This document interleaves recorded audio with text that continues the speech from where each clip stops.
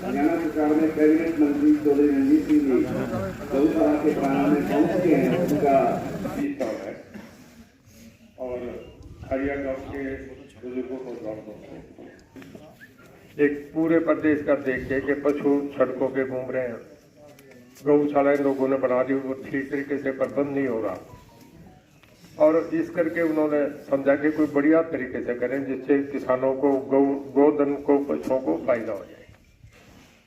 तो उन्होंने कोई 400 करोड़ रुपया एक स्कीम में सरकार का निकाल के गौशालाओं के लिए निकाला और हर जिले वाइज पशुओं को गिन के कितने पशुओं गौशालाओं को आपकी तरफ से चेक दी गई, कितनी अमाउंट दी गई है?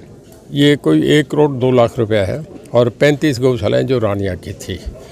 पिछली बार मैं किसी काम से नहीं आ सका था तो इनकी रह रही थी, कुछ गांव में गया था वहाँ मैंने दे दी, बाकी जो रह गए उन गाँव को आज यहीं बुला के सबको दे दिया ताकि समय से पैसा मिल जाए, लोग अपनी गौशाला में काम कर सकें। आपके हल्के की बात की जाए तो किस तरह के विकास कार्य किए जा रहे हैं? बहुत काम हो रहे हैं जी। अब गाँव वालों से पूछो, चलो मैं तो कहूँगा तो मैं ये समझे गए हल्का है, गाँव वालों से पूछो, मेरे ख्याल में जितने काम अब हुए हैं कभी भी नहीं हुए। जिस गाँव में हम बैठे हैं पूरा पैसा लगा, इस गांव में 10 करोड़ रुपया लगा होगा, बहुत पैसा लगा है। सीएम साहब ने खुले दिल से पैसा दिया है।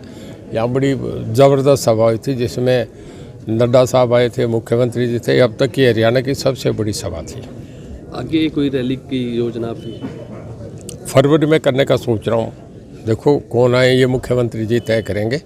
एक प्रदेश भर की इतनी बड़ी रैली करूंगा और सरसा में ले या हिसार में ले कहाँ होगा वो लोग फैसला करेंगे, पर एक बहुत बड़ी रैली करूंगा। रिकॉर्ड तोड़ अब तक कि मेरे जीवन में इससे बड़ी रैली नहीं हुई होगी। कोई गेस्ट आपने सोचा किसे इनवाइट करेंगे? है जी, कोई गेस्ट सोचा आपने किसे इनवाइट करेंगे? नहीं, ये मुख्यमंत्री जी तय करेंगे कौन आएगा, किसी को लाएंगे, देखो किसको लेके आते हैं।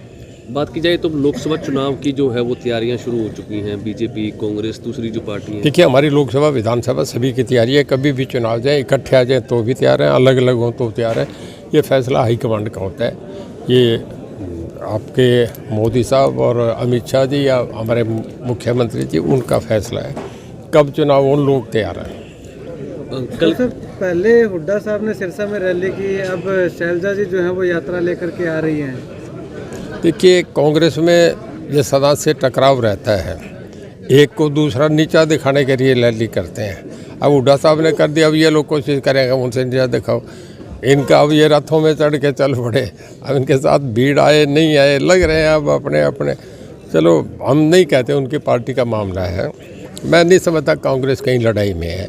अब रानी हल्के में पूछो कैंडिडेट ही नहीं है, ऐसे हालात हैं।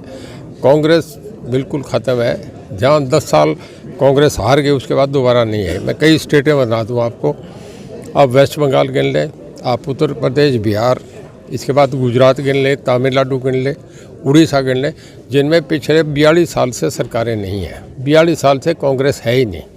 जब देश में अब 300 लोकसभा में कहीं पैर ही नहीं टिक रहे आपके तो कहाँ। पूरा उत्तर प्रदेश सबसे बड़ी स्टेट है, 85 में 2 सीटें आई है। तो आप ये देखो, जब अपने प्रदेश में नहीं तो बाहर क्या ताकत दिखाएंगे। एक तंवर की जो बीजेपी में एंट्री हुई है, किस तरह देखते हैं? बीजेपी स्ट्रॉन्ग हुई है, आप पार्टी का क्या वजूद देखते हैं? देखिए प्रजातंत्र आदमी कहीं घूम के कहीं जा सकता है। पहले अशोक तंवर ममता बनर्जी की पार्टी में गए, फिर आम आदमी पार्टी में गए, अब बीजेपी में आ गए।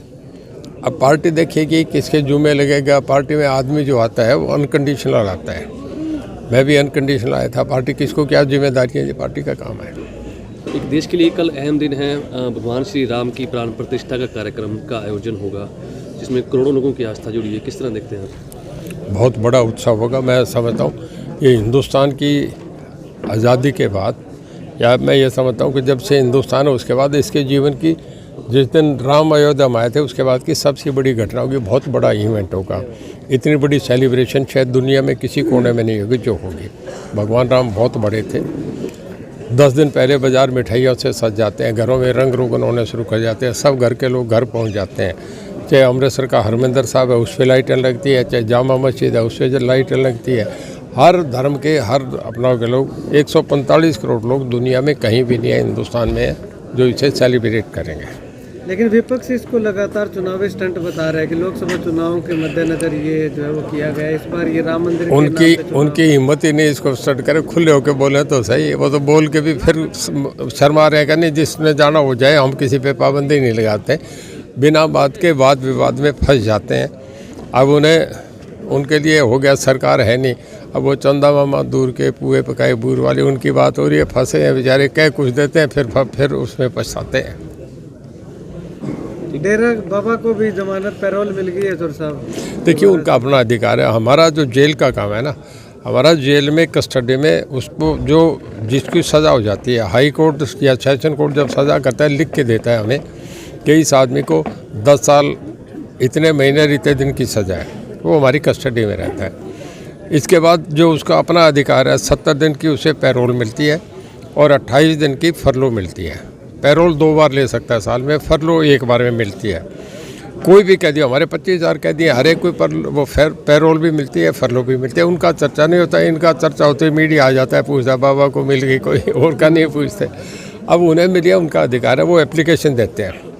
उन्होंने एप्लीकेशन दी, हमारा काम है उसको भेज देते हैं। जिसकी 7 साल की कम सज़ा हो उसे डिस्ट्रिक्ट कमिश्नर उसे दे देता है, डीएम का मामला है, और वो बॉन्ड भरवाता है, हम पे ऑर्डर आ जाते हैं, हम उसे रिलीज़ करते हैं। नहीं करें तो कोर्ट में चले जाएंगे, करना पड़ेगा। और जिसकी 7 साल से ज़्यादा सज़ा है उसको इन्होंने डिविजनल कमीशन पे अपील गई, उन्होंने इनको रिलीज़ कर दिया। डिस्ट्रिक्ट मजिस्ट्रेट के बॉन्ड भरे गए, हमारे पास रिलीज़ ऑर्डर आ गया, हमने रिलीज़ कर दिया। जो जेल का रूल है, जेल का मैनुअल है, हमने वही करा जो नियम से है। ठीक है। बहुत धन्यवाद, थैंक यू।